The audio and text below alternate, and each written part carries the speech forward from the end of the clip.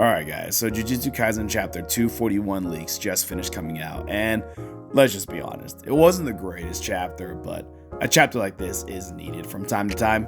We can't always expect a Gojo versus Sukuna levels of hype, but let's talk about the chapter. Luckily, if you didn't get the images right when they got leaked, you honestly didn't miss too much. We basically start the chapter off in a flashback, and a majority of the chapter is a flashback. When I say majority, I'm not talking 3/4. I'm talking like 7/8 of this chapter is a flashback. Now we learned that Takaba, back in his early days, he actually took comedy a bit more seriously than he does now. He wasn't as happy-go-lucky, and he would even get mad at his partner for not taking comedy as seriously as he does. We continue on into the flashback and see that Takaba is actually being insulted by his peers about his comedy because they don't think he's very good at it. They actually tell him that he should go ahead and just unalive himself too. Like, they really don't like it. Flash forward even further into the, flashback, and we find that Takaba's partner is now leaving the comedy scene as well because he doesn't feel like they're really getting anywhere with it. And his friend is offering him a job that's stable and he has a wife and kids, so he can't really do it with Takaba anymore. We then see Takaba having a conversation with his younger self, and his younger self is asking Takaba, why do you even want to be a comedian? And Takaba says that his choice in comedy is because he wants people to be able to understand him better, and he thinks comedy is a great route for that.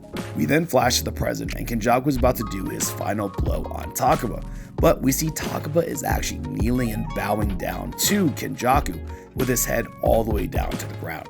This is what's called a dogeza, and we actually get a hint that Takaba's curse technique is back because somehow his reality manipulation is actually affecting Kenjaku's brain as well, as Kenjaku is literally looking at Takaba thinking, I haven't been able to bow with technique like that since I was 20. It took me 20 years to reach that level. And then, shortly after, Kenjaku catches himself and says, why am I even thinking this in the first place? Then Takaba, while still bowing, thinks and says out loud to Kenjaku that no matter what, he will make sure that Kenjaku laughs at least once. He says he'll never be satisfied unless everybody laughs. If even 99 out of 100 people laugh, and that one person doesn't laugh, being Kenjaku, then he's not satisfied. There has to be 100% of the people who laugh.